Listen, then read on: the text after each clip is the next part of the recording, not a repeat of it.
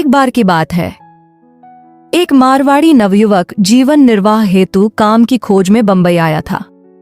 उसके पास पहनने के कपड़े और एक लोटे के अतिरिक्त कोई सामान नहीं था। 3 दिन तक वह इधर उधर भटकता रहा और रात में फुटपाथ पर ही सो जाता। एक दिन उसे एक पुराना परिचित मिला, जिसने दया कर एक धर्मशाला के ट्रस्टी के नाम पत्र लिख दिया, इस गरीब लड़के को काम पर लगा दें। नवयुवक पत्र लेकर ट्रस्टी के पास पहुंचा। ट्रस्टी ने कहा, ठीक है, कल से काम पर आना, तुम्हें धर्मशाला का पहरेदार बनना होगा। लड़का प्रसन्न हो गया और बोला, सेठ जी, अगर आज्ञा हो तो मैं यहीं रात बिता लूं और सुबह से काम शुरू कर दूं। सेठ जी मान गए। अगले दिन वह काम पर लग गया। सायंकाल सेठ जी आए और बोले, देखो, तुम्हें यहां आने जाने वालों का हिसाब रखना होगा, रजिस्टर में लिखना होगा और बर्तन का भी ध्यान रखना होगा। लड़के ने विनम्रता से कहा, सेठ जी, मैं सब कुछ कर लूंगा, पर लिख पढ़ नहीं सकता। सेठ जी ने आश्चर्य से पूछा, क्यों? लड़के ने सिर झुकाकर उत्तर दिया, सेठ जी, मुझे लिखना पढ़ना नहीं आता। सेठ जी कुछ क्षण चुप रहे, फिर बोले, ओह, तो तुम इस काम के योग्य नहीं हो। आज के काम के 100 रुपए ले लो और अब ये नौकरी छोड़ दो। लड़के का चेहरा उतर गया और वह बाहर निकलने ही वाला था कि सेठ जी ने उसे फिर बुलाया।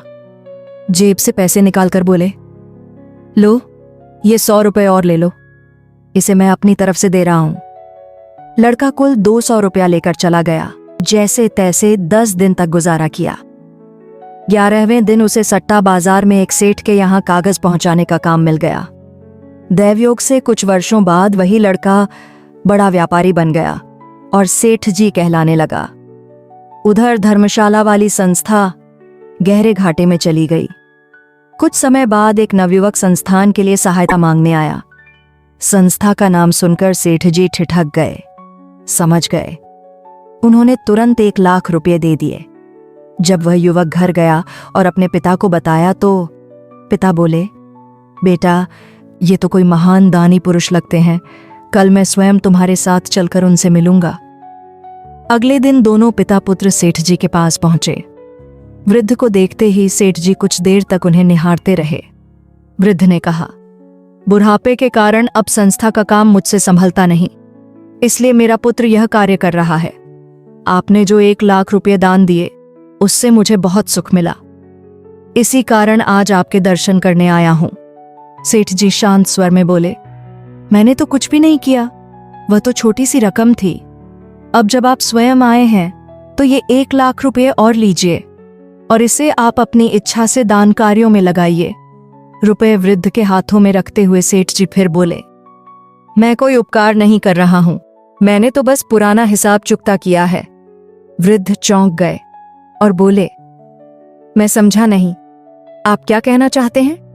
कुछ पल रुककर सेठ जी बोले, वर्षों पहले जब मैं इस शहर में आया था, तब आपकी ही संस्था में मैंने एक दिन नौकरी की थी।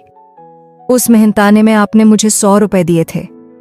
आज उन्हीं 100 रुपए का हिसाब चुकता करने के लिए मैंने ये 1 लाख रुपए दिए हैं। और याद है, जब मैं जा रहा था तो आपने अपनी जेब से मुझे 100 रुपए और दिए थे। आज उनके बदले भी ये 1 लाख रुपए आपको दे रहा हूं। वृद्ध आश्चर्य से उसकी ओर देखने लगे। वृद्ध की आंखों से आंसू बहने लगे। वृद्ध का पुत्र श्रद्धा से उसे के सामने नतमस्तक हो गया। तो दोस्तों, पुण्य कर्म कभी भी निष्फल नहीं जाते। हाँ, उसका प्रतिफल मिलने में देर अवश्य हो सकती है, परंतु किसी न किसी रूप में मिलता जरूर है। इसलिए हमें प्रतिदिन कोई न कोई पुण्य कर्म करना चाहिए, ताकि जब उसका शुभ फल मिलना शुरू हो तो मिलता ही रहे। इस विषय पर अपने विचार कमेंट में बताएं। तो मिलते हैं अगले एपिसोड में, तब तक के लिए जय श्री कृष्णा।